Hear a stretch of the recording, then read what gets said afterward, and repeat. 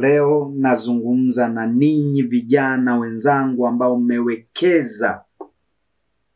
mmewekeza kwa kiwango kikubwa kwenye mahusiano ya mapenzi. Naomba nikuulize wewe mwekezaji, tokea ulipoanza kuwekeza kwenye mahusiano, iwe ni mwanamke ama mwanaume, umepata nini mpaka sasa? Wa kwanza, wa pili, wa tatu mpaka wa sasa, kile ulichowekeza unatarajia kuvuna nini? Mpaka sasa unatarajia kuvuna nini? Kwa nini hatuna muda wala fikra kuwafikiria wazazi wetu, kuwekeza kwao kama wao walivyowekeza kwetu? Unataka kuniambia mzazi wako alipokulea, kukusomesha, alikulea na kusomesha kwa ajili ya wewe ukawekeze kwa mtu mwingine ambao mshahara wake ni matusi, kashfa na kipigo? Tujifunze kuwekeza kwa wazazi wetu, kwani wao ndio uwekezaji usiokuwa na hasara. Tujifunze kuwekeza kwa wazazi wetu kwa sababu wao ndio uwekezaji wa hazina isiyooza. Leo hii ukiyumba kidogo kiuchumi, utakimbilia kwa wazazi. Wazazi, hata kama wewe ulikuwa na kipato kikubwa, haukuwajali wala kuwathamini. Wakati mwingine uliona hata aibu kuwatambulisha wazazi wako kwa marafiki zako, lakini wao hawatokumbuka lile. Watakuchukua na kukulea kwa sababu mtoto hakui kwa wazazi wake. Ninyi mnaoona mna mionekano ambao mna hofu kuwatambulisha wazazi wenu kwa wapenzi zenu ama kwa waume zenu ama kwa wame zenu, jua wewe ni sehemu ya mwili wa mzazi wako. Kama baba yako ni mbaya, basi ujue ubaya wake nawe umo kwako.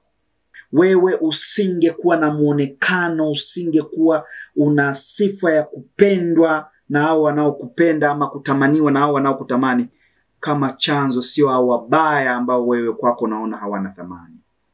Baba ni baba, hata awe mlevi, kichaa, awe namna gani, baba atabaki kuwa baba, kwa sababu bila shahawa zake usingekuwa wewe. Mama anastahili kupewa heshima kwa sababu pengine umelala kwenye tumbo lake zaidi ya miezi 9 na uzazi wa kisu ukafuata. Lakini leo huchukui elimu yako, mshahara wako, kazi yako kufikiria kuwekeza kwa mama yako ambaye wewe ulilala tumboni mwake kwa miezi 9 ama na zaidi. Pengine alipata mshahara wa kisu ili kuokoa maisha yako, lakini humkumbuki wala hukumbuki kuwekeza kwa wazazi wako, lakini akili yako imejikita kwa mwanaume ama mwanamke ule naye kwenye mahusiano. Tuwakumbuke wazazi wetu kwa sababu razi zetu zi miguuni kwa wazazi wetu. Wewe unanitazama, kipi ulichowekeza kwa wazazi wako? Hebu niambie, kati ya mpenzi wako na mzazi wako yupi mwenye simu kali? Kati ya mzazi wako na mpenzi wako yupi anaishi kwenye nyumba kali? Kati ya mzazi wako na mpenzi wako yupi mwenye uhakika wa kula? Kati ya mpenzi wako na mzazi wako yupi mwenye uhakika wa kula vinono? Kati ya mzazi wako na mpenzi wako ni yupi mwenye uhakika wa kutembelea gari zuri? Kati ya mpenzi wako na mzazi wako ni yupi akiomba vocha haichukui hata dakika kutumiwa? Ole wenu ninyi mnaowekeza kwa wapenzi wenu mkiamini hapo ndipo kwenye uwekezaji.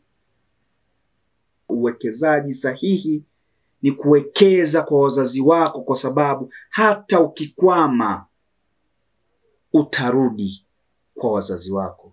Lakini ukiwekeza kwa mpenzi wako, mkiachana yamekwisha. Hata uyumbe usitarajie kwamba utakwenda kwa mpenzi wako ambaye uliyewekeza uwekezaji mkubwa atakulea wewe?